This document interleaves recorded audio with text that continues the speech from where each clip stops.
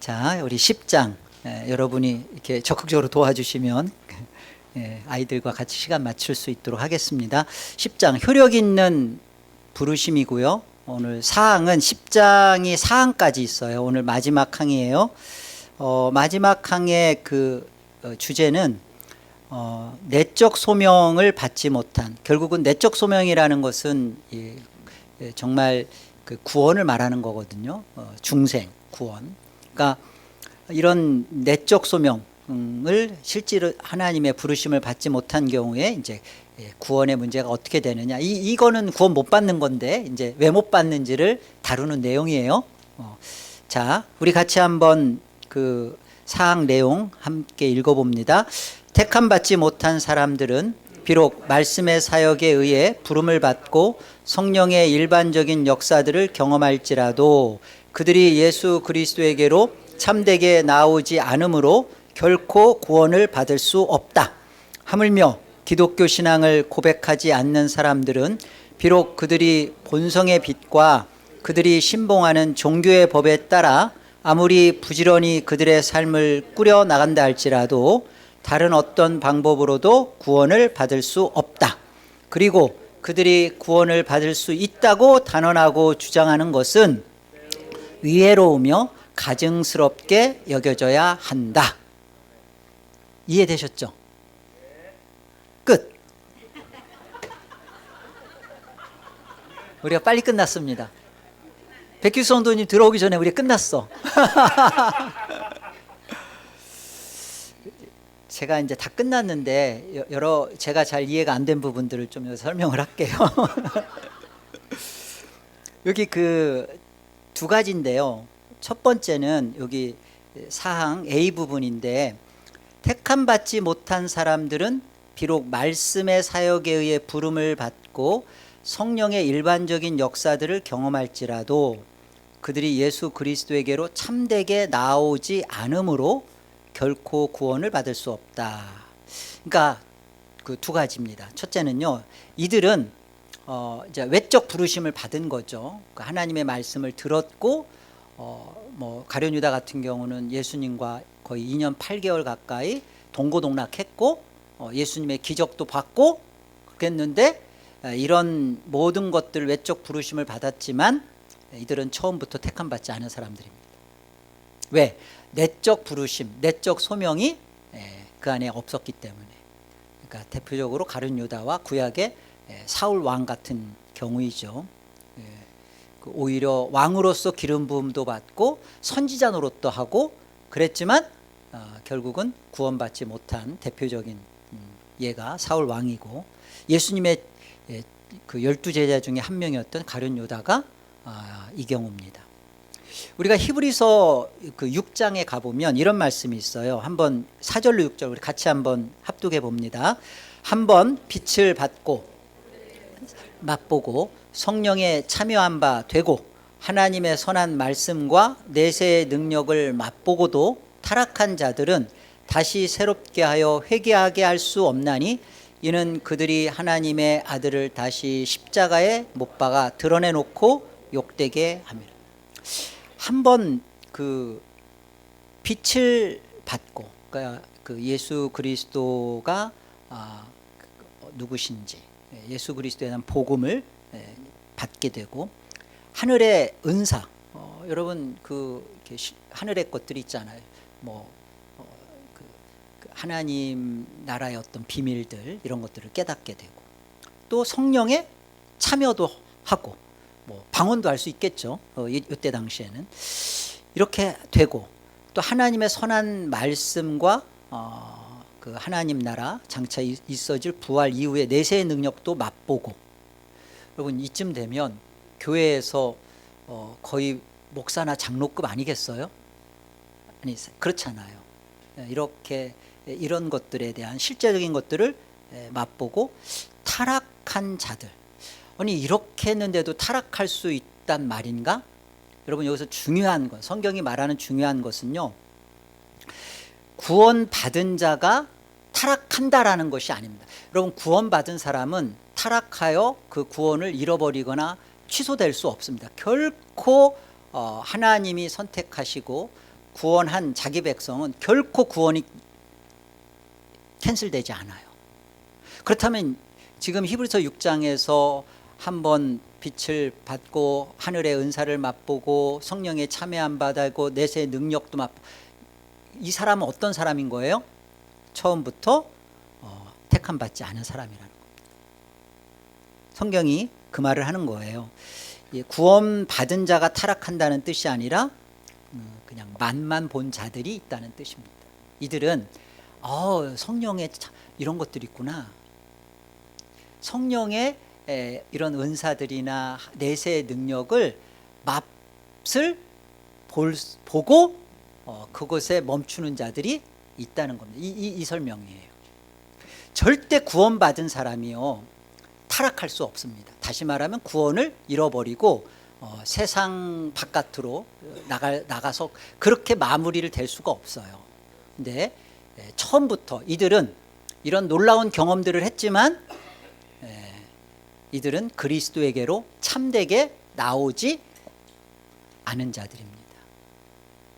그래서 이들은 구원받지 못한 자들이고요. 보세요. 즉 성령의 일반적인 역사들을 경험한다. 성령의 일반적인 역사들, 하나님의 말씀에 어떤 조명도 있어요. 말씀이 이게 이 뜻이었어? 이게 이런 거였구나. 기복신앙 틀린 거구나. 이렇게 하나님 이런 거 성령의 그 일반적인 역사들이에요. 성령께서 말씀 가운데 지식적으로 이성적으로 납득시켜주고 깨닫게 하는 거예요. 그런데 보세요. 교회 안에 들어와서 예배하고 설교에 눈물 흘리고 겸손히 봉사하는 사람들 중에도 구원받지 못한 자가 있을 수 있다는 오늘 웨스트민스터 사항이 말하는 충격적인 사실입니다. 제 얘기가 아니에요. 지금 웨스트민스터 신앙고백서가 우리한테 권면해주고 경고해주는 말씀입니다. 그래서 따라서 선택받지 못한 사람들은 선택받은 사람들과 마찬가지로 복음의 외적 부르심을 받습니다. 그러니까 선택 유무와 상관없이 하나님 말씀이 들려지고 그 말씀에 대해서 깨달아지는 자리까지 갈 수 있어요. 외적 부르심을 받습니다. 그런데 보세요.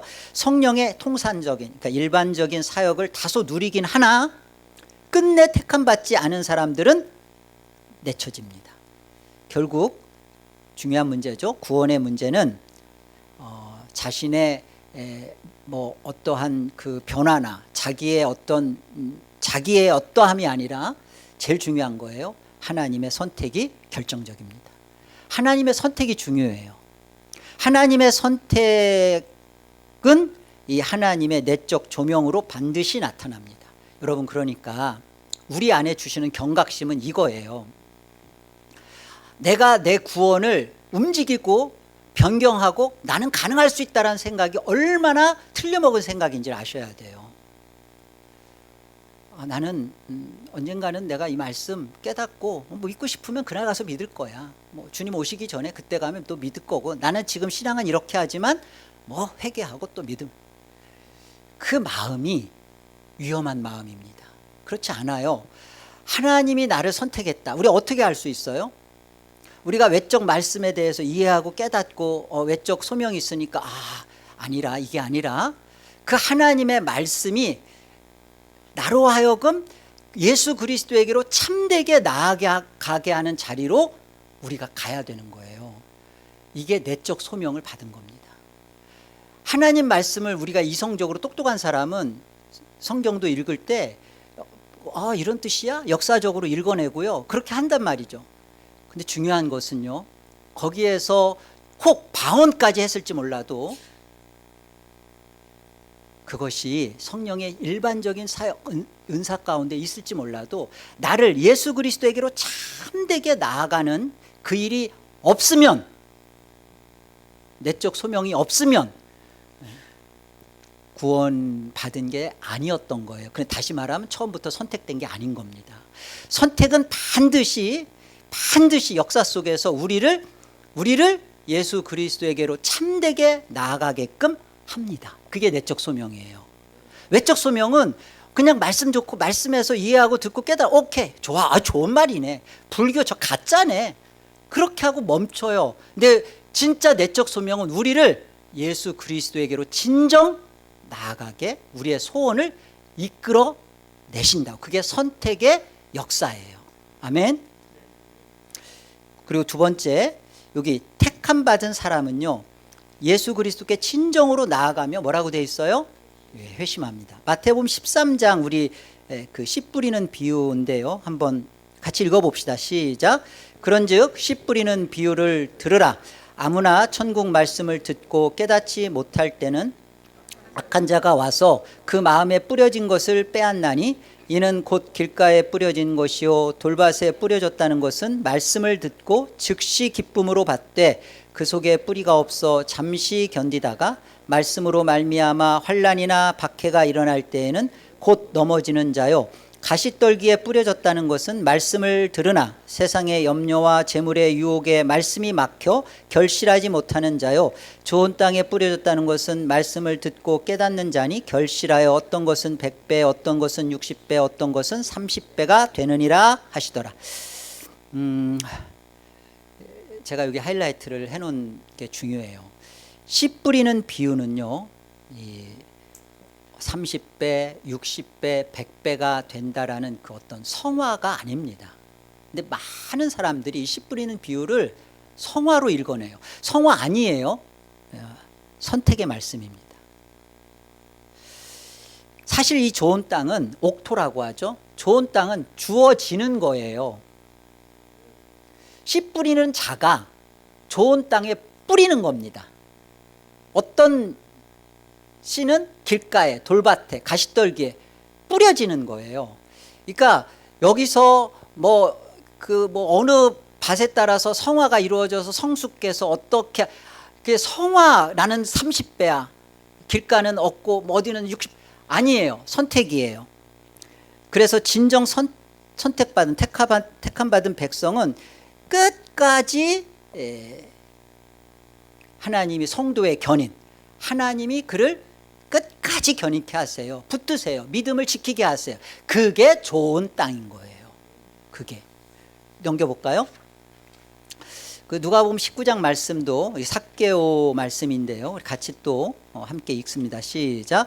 그가 예수께서 어떠한 사람인가 하여 보고자 하되 키가 작고 사람이 많아 할 수 없어 앞으로 달려가서 보기 위하여 돌 무화과 나무에 올라가니 이는 예수께서 그리로 지나가시게 되밀어라.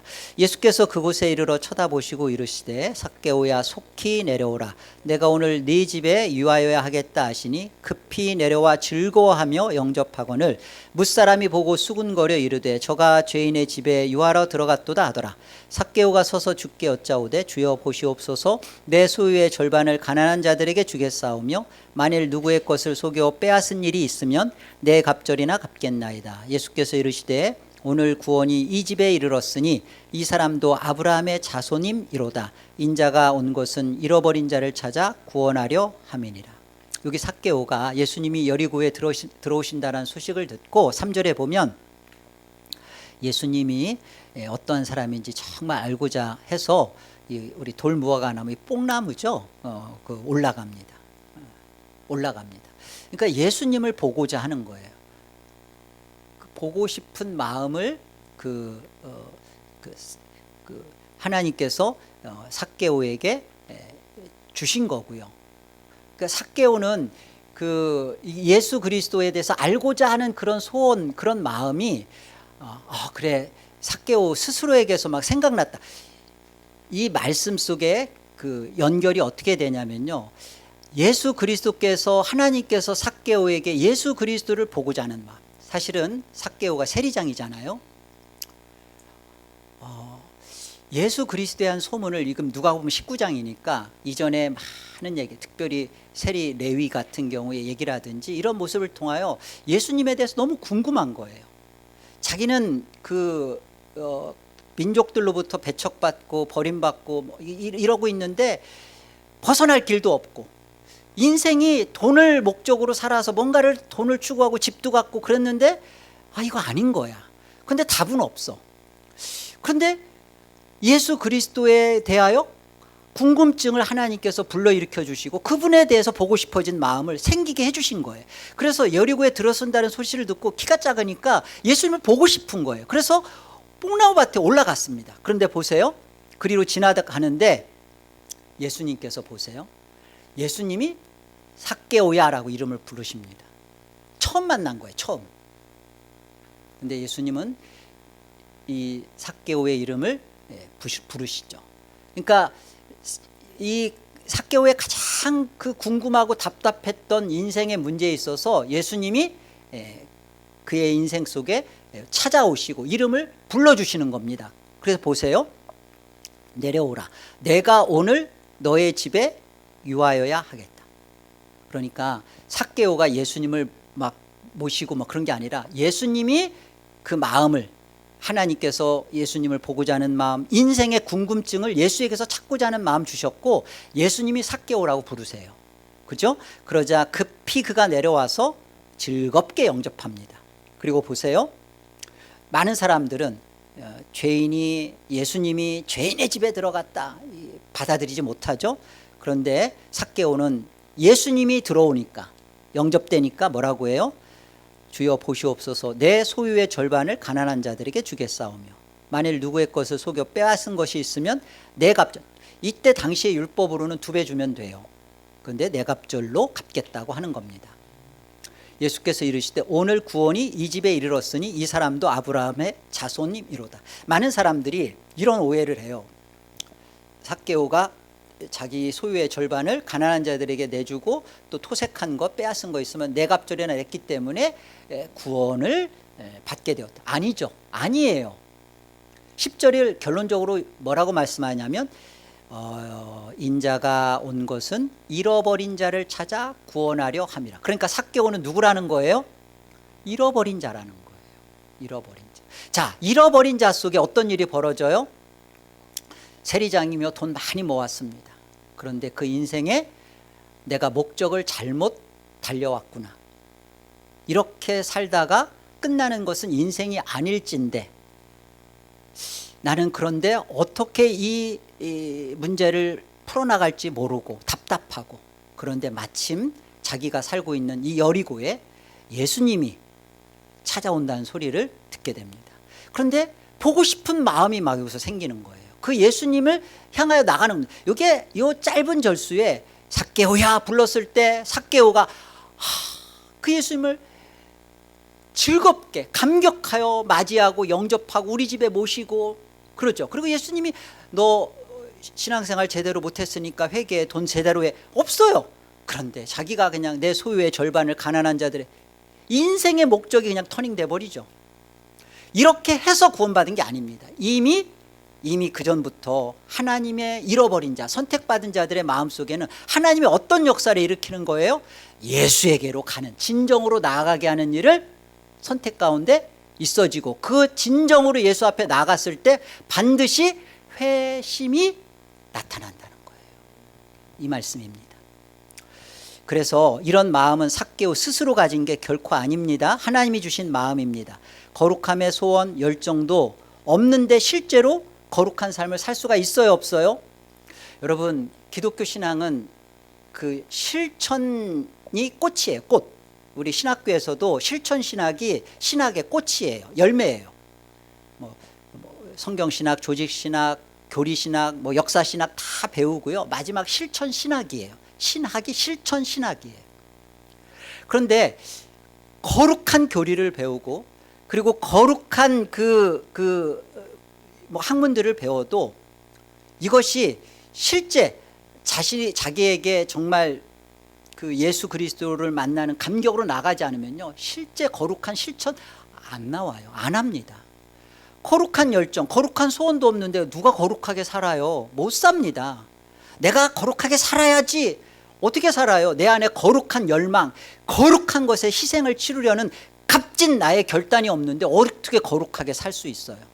그런 거예요. 그런데 거룩한 삶이 나올 수밖에 없는 이유는 하나님이 나를 내적으로, 외적 말씀을 통하여 내적으로 나를 부르신, 내 안에 어떤 일이 벌어지는가? 예수에게로 나아가자.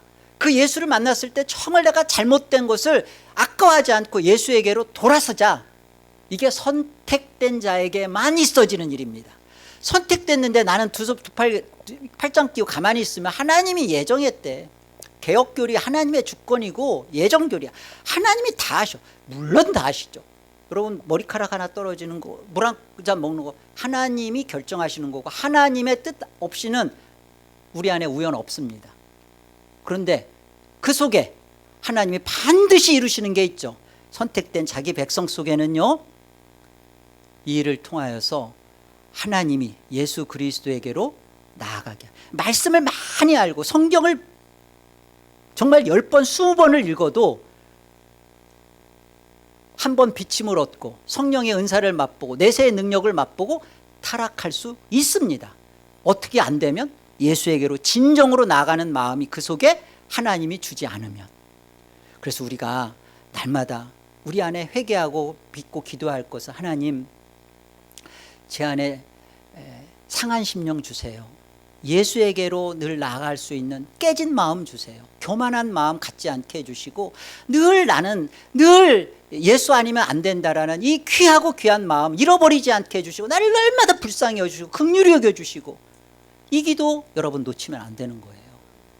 하나님 나를 선택해 주신 것 어디서 확인받아요? 예수에게로 나가고 그 예수님 만날 때마다 말씀 앞에서 회개하고, 그리고 그 말씀 앞에서 실제로 내가 다시 주를 사랑하는 마음으로 이 소원이 이게 선택된 것에 대한 확신이고 증거입니다. 요약, 택함받지 못한 사람들은요 예수 그리스도께 참되게 나오지 않습니다. 절대 나오지 않아요. 자기가 만든 예수, 자기 유익을 위한 예수를 따랐을 뿐입니다. 이들은 유사신앙이라고 해요. 이거 다시 말하면 돌짝밭 신앙이죠. 돌짝밭 신앙이죠. 일시적 믿음이에요. 이런 영적 상태입니다. 따라서 양심의 법을 통해 죄는 깨닫고 복음이라는 것을 통해서 마음은 즐겁게는 하지만 회심이 그 심령하게 일어나지는 않습니다. 그러니까 우리가 이 복음을 받고 복음이 믿어지고 회개되어진다는 것이 기적이에요. 가장 큰 겁니다. 내가 하나님의 말씀을 듣고 이성적으로 깨닫는 것 끝! 불행한 거예요. 그 말씀이 나를 하나님께로 진정으로 나아가도록 할 때, 이거는 내가 하는 게 아니라 하나님이 주시지 않으면 절대 안 이루어지는 거예요. 절대. 근데 그것이 일어날 때 정말 하나님 고맙습니다. 나는 오늘 또 죄를 지고 넘어지더라도 하나님이 나를 선택하셔서 이렇게 예수 그리스도에게로 내 영혼을 이끌어가 주시니 감사합니다 하고 우리는 또 믿고 회개할 수 있는 거예요. 아멘입니다. 그리고 두 번째가 이제 그 사항의 뒷부분인데요. 하물며 기독교 신앙을 고백하지 않는 사람들은 비록 그들이 본성의 빛과 그들이 신봉하는 종교의 법에 따라 아무리 부지런히 그들의 삶을 꾸려 나간다 할지라도 다른 어떤 방법으로도 구원을 받을 수 있다 없다? 없습니다. 그리고 그들이 구원을 받을 수 있다고 단언하고 주장하는 것은 매우 위해로우며 가증스럽게 여겨져야 합니다. 기독교 신앙 바깥에는 구원 없습니다. 이것이 저와 여러분이 믿는 절대 진리, 성경이 증언하는 내용입니다. 예수 그리스도로만 하나님 나라로, 우리가 떠나온 고향으로 갈 수 있습니다. 요한복음 14장 6절 함께요. 내가 곧 길이요 진리요 생명이니 나로 말미암지 않고는 아버지께로 올 자가 이렇게 돌아가면 되지 않을까요? 예수 그리스도를 통과하지 않고 다른 방법으로 하나님이 계신 곳에 가면 되지 않을까요? 어떤 분이 그러더라고요. 산 정상에 올라가는 방법은 꼭 이 한 길만 있는 거 아니잖아요. 다양하게 올라가지 않을까요? 우회로도 올라가고 뒷걸음질 쳐도 올라가면 되는, 어쨌든 정상에만 가면 되는 거 아닌가요? 이게 종교다원주의가 말하는 이야기입니다. 아니에요.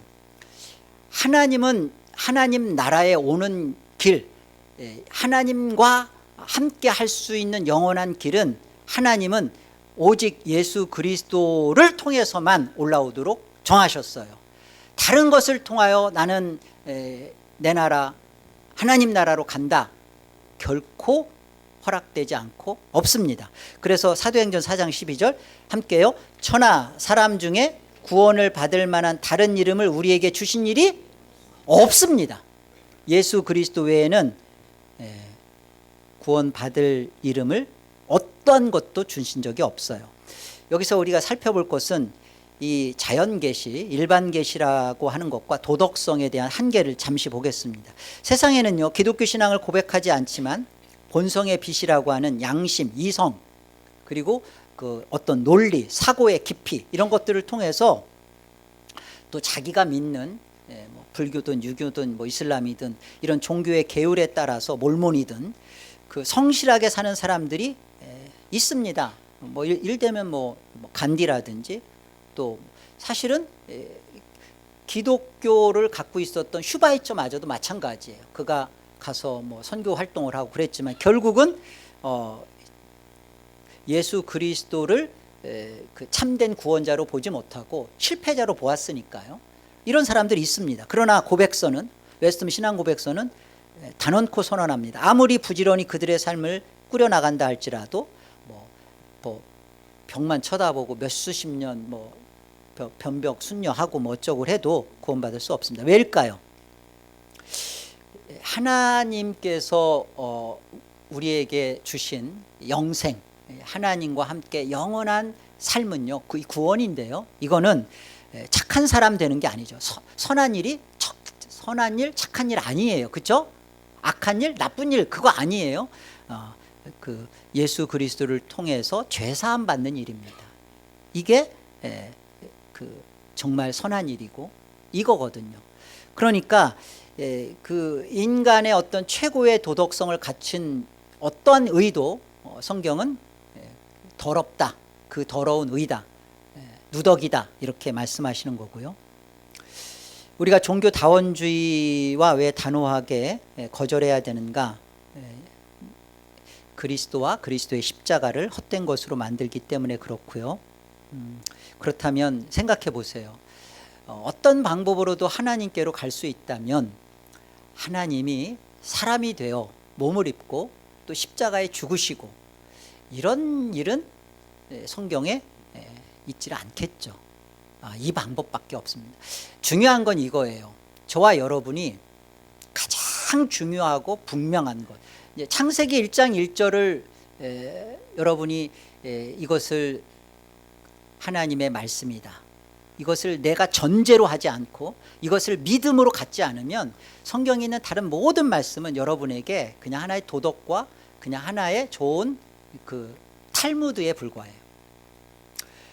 문제는 성경에 대한 저와 여러분의 절대 권위와 진리를 두느냐예요. 성경은 이렇게 말합니다. 성경은 다른 이름 준 적 없다, 예수 그리스도 외에는 나에게 올 수 없다, 성경만이 하는 진리예요.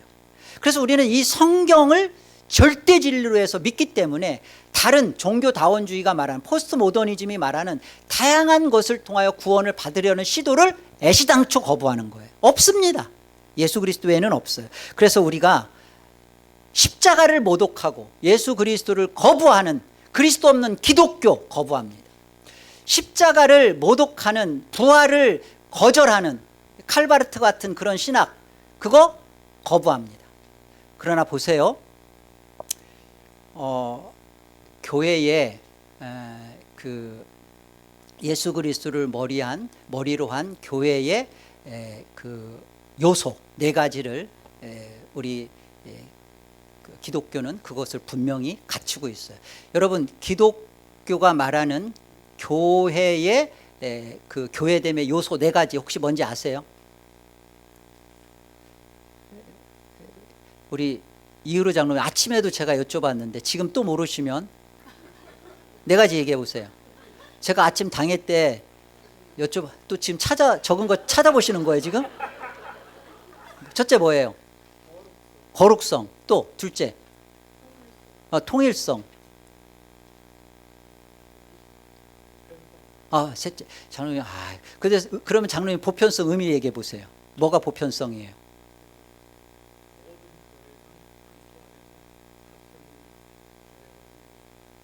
그렇게만 얘기하면 틀립니다. 그 예수 그리스도의 그 십자가와 부활, 오직 예수 그리스도를 통한 구원, 그리고 성삼위 하나님에 대한 우리의 신앙의 고백이 이게 보편교회가 갖고 있는 보편성입니다. 통일성은 구약의 믿음의 백성들이나 신약의 믿음의 백성들이나 할례와 세례가 통일되듯이 구약이나 신약이나 우리 모두 다 언약으로 한 교회다라는 게 통일성이고요. 그래서 우리는 이 보편성을 갖고 있는 보편교회로의 하나됨을 이루는 것과 종교다원주의와 같이 해서 이래도 좋고 저래, 절대 이것은 아니에요. 구별해야 돼요. 예수 그리스도의 죽으심과 부활하심을 한 신앙 고백으로 갖고, 성삼위 하나님의 일하심을 한 신앙 고백으로 갖고 있는 우리는 예수를 머리로 한 교회입니다. 우리도 지금 한 교회이고요, 또 같은 그런 신앙을 고백하는 이들과 우리는 같은 한 교회인 거예요. 로마 카톨릭은, 천주교회는 뭐 공교회, 그런데 그 공교회라는 의미는 지금 보편교회라고 말하는 것과는 의미가 달라요. 카톨릭, 그것과는 다르고, 우리는 신앙 고백, 종교다원주의가 말하는 그런 거 말고 예수의 십자가와 부활, 예수 외에는 성삼위 하나님께 나아갈 수 없다라는 것이 보편교회입니다. 이건 잘 구분하셔야 돼요. 그래서 우리는 개혁된 교회로서 항상 무엇으로 개혁되어져 가야 한다고요? 여기 중요한 말씀으로. 개혁된 교회는 항상 말씀으로 개혁되어져 가야 한다. 그 말씀은 진리이신 예수 그리스도에게로 집중합니다. 마지막 실천과 적용. 첫 번째 뭐예요? 자기 점검입니다. 나는 교회 문화에 익숙한 것인가, 아니면 정말로 예수님을 나의 구주로 영접하고 인격적으로 만난다. 예수님을 나의 구주로 영접하고 인격적으로 만난 게 뭡니까? 라고 물어보면 조금 답을 머뭇머뭇거리는 성도분들이 계시더라고요. 스스로에게 물어보세요. 나는 예수님을 정말 영접했나? 인격적으로 만났나? 그러면 그 예수님이 내 안에서 살아계신 거잖아요. 내 안에 계신 거잖아요. 내 안에 내가 있고, 내가 다 혼자 있었는데 갑자기 은혜로 예수님이 들어오신 거예요. 그래서 예수님을 영접했다. 그러면 그 예수님은 나의 신랑이시고, 나의 남편이시고, 나의 주인이시고, 나의 왕이시고, 나의 창조주시거든요. 근데 그분에 의해서 내 속에 있는 내가 가졌던 생각, 마음, 행동, 말들이 여기서 주장을 받기 시작하는 거예요. 그래서 나올 때는 분명히 내 입으로 내가 뱉어내는 말인데 예수님의 언어와 예수님에게 주장받은 십자가로 말미암아 나와지는 말이 나오고 행동이 나오고, 이게 예수님을 인격적으로 영접하고 만났다는 의미입니다. 내 안에 예수님이 들어오셨다고 하면서 여전히 나만 나가, 이전에 했던 사고대로 나만 튀쳐. 그래서 예수님을 영접하고 만났는데도 내가 나가면 우리는 어떤 반응을 보여요? 내가 예수님을 믿음으로 붙들고 있는 것을 놓쳤구나, 회개하죠. 그래서 예수님과 함께 하는 것이 무엇인지를 경험해 가는 거예요, 이 삶 속에서. 나중에 가면 장차 그날에는 예수의 몸을 가지니까 정말 예수님과 같아지는 거죠. 그래서 우리가 아들들이라 그러지 않아요? 두 번째, 전도의 열정을 회복. 다른 종교에도 구원이 있다라는 생각은요, 진짜 전도의 동력을 끄는 겁니다. 오직 예수 그리스도 외에는 구원이 없다. 여러분, 복음주의 계열의 교회들이 전도가 뜨거울까요? 개혁주의 교회의 전도가 뜨거울까요? 두 번째가 더 뜨거워야 돼요, 개혁주의 교회가. 왜? 우리는 복음주의는 하다 안 되면 얘는 아닌가 봐. 얘는 너는 아니었던 거야 하고서. 근데 우리는 하나님의 주권과 선택 앞에 그 마지막까지 하나님이 영혼이 떠날 때까지 하나님의 선택 가운데 진정으로 예수에게 나아갈 수 있도록 우리는 끝까지 그 영혼을 위해 소망을 놓지 않고 기도하고, 지금은 우리 자녀가, 아니 우리 형제가, 우리 부모가 지금은 뭐 아니에요. 우리 끝까지 마지막 숨을 다할 그날 때까지 우리의 믿음의 전도와 기도를 멈추지 않는 것이 우리가 바르게 믿는 신앙입니다. 이게 저와 여러분의 개혁 신앙이고요. 네. 아멘. 네, 기도하겠습니다. 하나님, 은혜를 감사합니다. 하나님의 말씀을 통해서 외적 부르심 받았고, 그리고 이 말씀을 통하여서 예수 그리스도에게로 참되게 진정으로 나아가지게 하시는 내적 소명도 저에게 주셔서 감사합니다. 날마다 믿고 회개하고 예수 그리스도를 영접한 자로서 예수 그리스도를 더욱 닮아내는 그런 우리 모두가 되게 해 주옵소서. 수준 있는 구원을 받은 자로서 또 수준 있는 삶도 함께 나와지는 참된 하나님의 내적 소명인들이 다 되도록 주여 기름 부어 주시옵소서. 에덴 개혁장로교회가 하나님 정말 이 지역에 바른 개혁교회로서 하나님의 주권을 우뚝 세우며, 그리고 이 포편교회들 안에 이 참된 개혁의 진리들 예수 그리스도를 증거해내는 교회로 사용하여 주옵소서. 존귀하신 예수의 이름으로 기도 올립니다. 아멘.